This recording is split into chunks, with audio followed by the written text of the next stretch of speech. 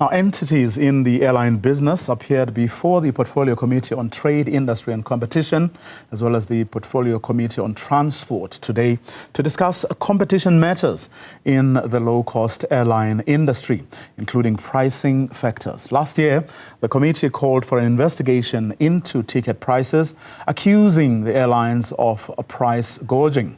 Chairperson of the Portfolio Committee on Trade and Industry and Competition, Mzwandile Masina, says a parliamentary inquiry should be instituted into the matter. I'm now joined by Ahmore Burger-Smidt, a head of competition law at Werksmans attorneys. A very good afternoon to you, Ahmore. Thank you very much for your time. Well, the chairperson of the Portfolio Committee on Trade, Industry and Competition, Mzwandile Masina, says this matter needs to be looked into. There's a lot, he believes, that is hidden.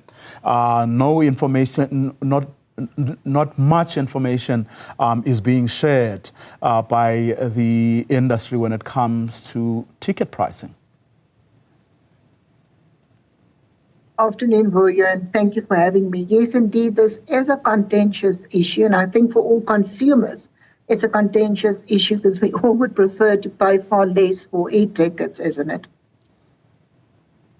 Well, he says, fuel is highlighted as the major contributor, but what could be others apart from your airport taxes, which are normally highlighted? Well, I think there are a number of issues that we need to consider, and it points to a very complicated picture that we need to look at if we think about the airline industry. And what we can't forget is there's a pre-COVID world and a post-COVID world.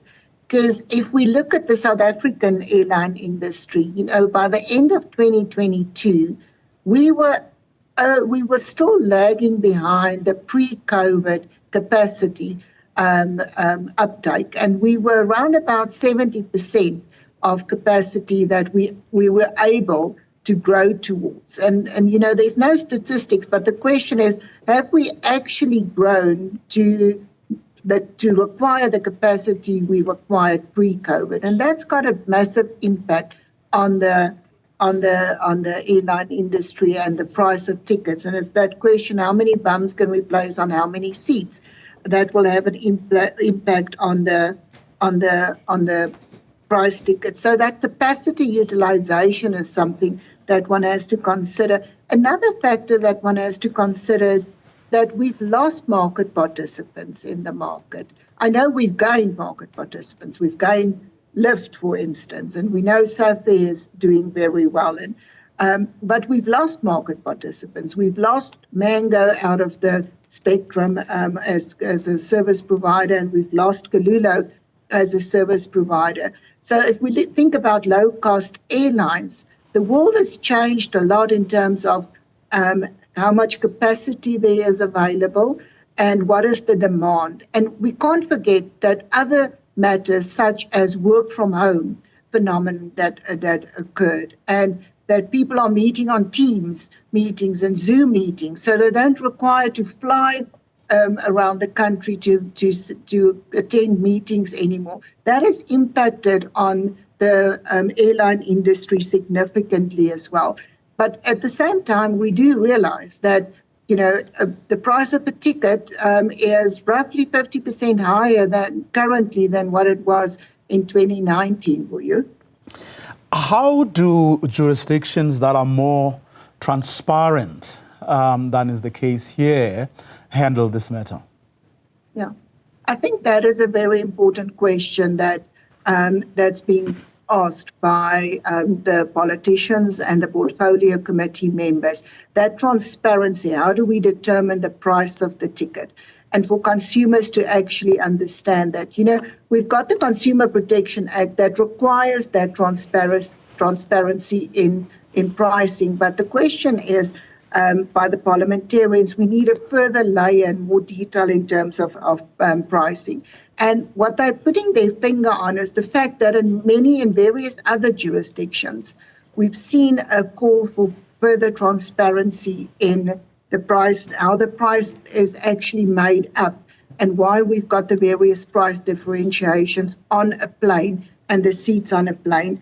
And that is actually this, irrespective of the regulatory environment and the restrictive regulatory environment that the airline industry operates in. The question is also, can we have more detail to understand why a ticket is so expensive? You know, if we think about, and we need to speak about supply and demand, because if we think about a ticket between Cape Town, the airfare between Cape Town and Port Elizabeth versus the airfare Johannesburg, Cape Town, it is clear that PE Cape Town flights are very, very expensive, but there's also a very limited number of planes, and there's a limited demand of planes. And on this radar that we're looking at, we've got issues and questions being asked about, are airlines overbooking flights? And airlines saying, but we don't have an option because people don't arrive and we need to fill the plane and we need to fly. So all those issues we are not unique globally. We see the same issues appear globally, and our parliamentarians are now also asking those questions for that to be clarified, so we can understand why prices are so much more expensive now than it was pre-2019. How much of a role does competition or lack of play? Yeah, you know, that's such an interesting concept to consider. And I sat with my team earlier today and I said to them, what has changed? What has changed in the airline industry? And someone immediately said, we've got far less low-cost airlines. And I said, but do we actually have that? We do have evidence of new entry.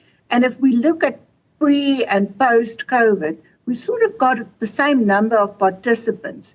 Now, what we don't know is the number of planes that we've got available that equates to a number of seats available, because to get that economies of scale, because we know a low-cost airline operates on extremely thin margins, that we know. So the efficiency is extremely important in the service they offer.